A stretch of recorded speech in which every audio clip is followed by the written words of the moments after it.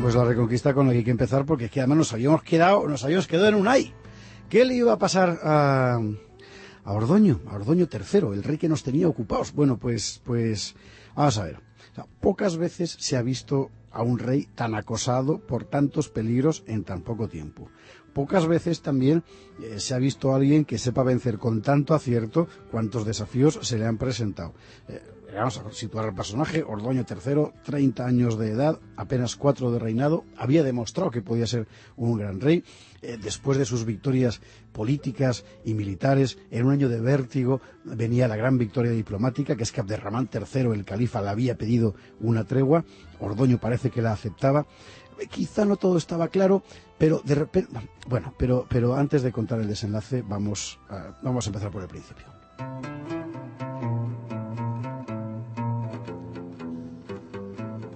Una tregua sí, pero ¿la pidió Abderramán o la pidió Ordoño? Las crónicas moras dicen que fue Ordoño quien la pidió. Ahora bien, lo que sabemos indica más bien lo contrario, pues fue el califa el primero en mandar embajadores. Esto de la petición de paz y la singular manera en que Córdoba hacía las cosas hay que explicarlo bien porque no se entiende sin tener en cuenta las razones religiosas de fondo, así que vamos a verlas. Vamos a verlas porque esto efectivamente sin razones religiosas no se entiende. Vamos a ver. El califa de Córdoba, como jefe religioso, además de jefe político, tenía una limitación. Es que no podía pedir la paz a los infieles y a los idólatras, porque eso sería tanto como humillar a Alá y por tanto pecar gravemente.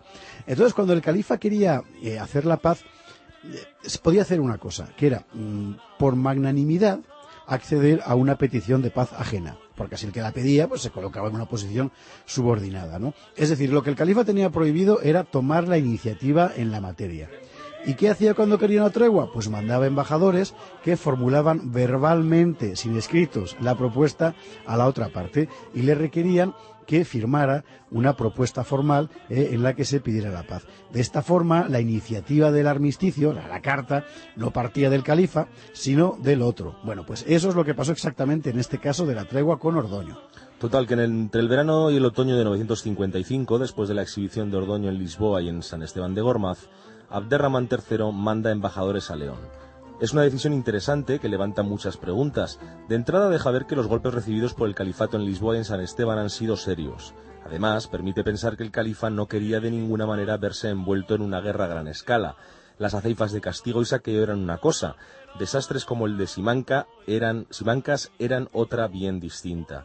Mientras las aceifas funcionaron, sin respuesta cristiana digna de consideración, el paisaje era controlable. Pero ahora, con el monarca leonés rehecho y dispuesto a golpear duro, el paisaje cambiaba por completo. ¿No tenía Abderramán recursos para pelear con León? Sí, los tenía y sobrados, pero a costa de desguarnecer el frente africano, que también absorbía las preocupaciones del califa. Tampoco hay que perder de vista una hipótesis de carácter político.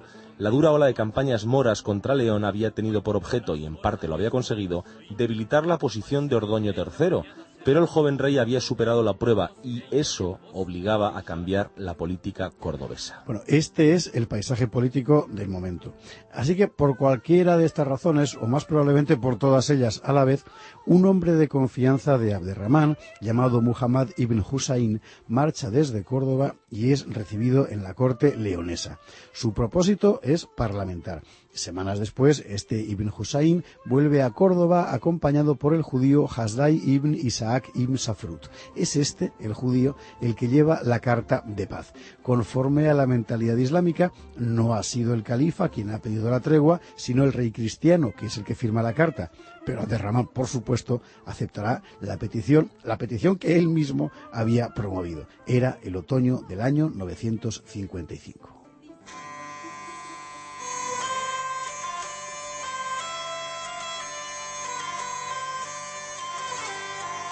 Y a todo esto Ordoño quería la paz. Aquí estamos ante un problema que nadie ha podido resolver de manera satisfactoria, porque las fuentes son contradictorias y las interpretaciones han de hacer conjeturas en el vacío. En principio, y desde una mentalidad contemporánea, Ordoño debería estar interesado en la paz.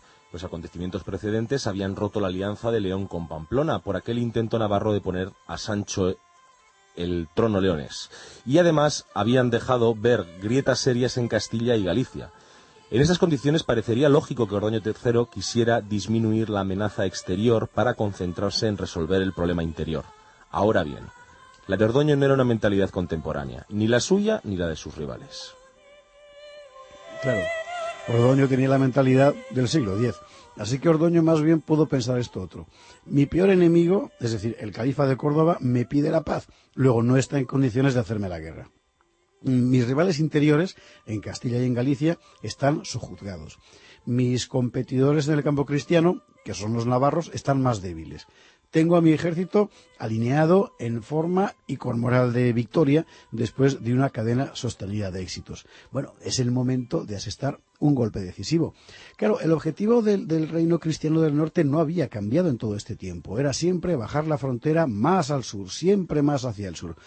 Y pocas ocasiones más favorables iba a encontrar el rey de León para obtener el máximo rendimiento de sus armas. Demorarse un año o dos podía significar que Abderramán solucionara sus problemas en África y pudiera alinear más tropas en el norte, por no hablar del siempre posible reavivamiento de las intrigas en Castilla y Galicia. O sea que, en efecto, este era el momento de actuar. Desde este planteamiento se entiende mejor lo que dice la crónica cristiana, que el rey Ordoño III pasó el invierno entre 955 y 56 en Zamora, preparando a sus ejércitos, haciendo acopio de recursos para desencadenar una fuerte ofensiva contra el califato.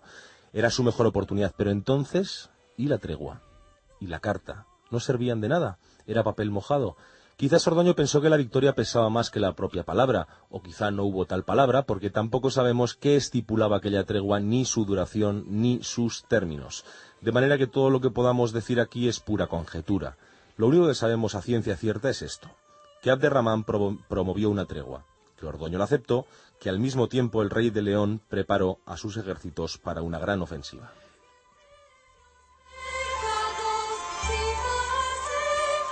Podemos imaginar las consecuencias que hubiera tenido esta ofensiva de Ordoño, la repoblación cristiana asegurada hasta las crestas mismas de la Sierra de Guadarrama, tal vez incluso hasta las riberas del Tajo.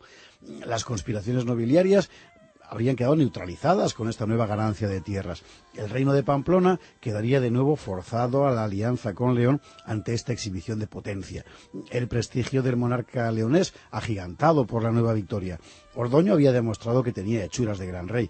Todo parecía anunciar un futuro radiante y luminoso. Esta ofensiva sería la piedra de toque. También Ordoño III podría pasar a la historia con el apelativo del Grande. Todo esto es lo que podía pasar. Pudo ser así, pero no fue. Y no fue porque la muerte, que siempre es inoportuna por definición, se llevó al rey ese mismo año. Amigo.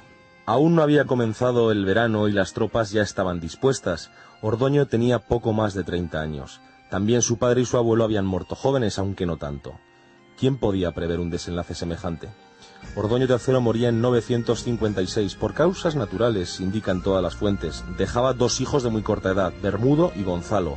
El acontecimiento debió de caer como una bomba en el reino. Todo quedó paralizado, los ejércitos sin jefe, el trono vacío y el paisaje cambiaba súbitamente. El luminoso horizonte se transmutaba en un sombrío escenario.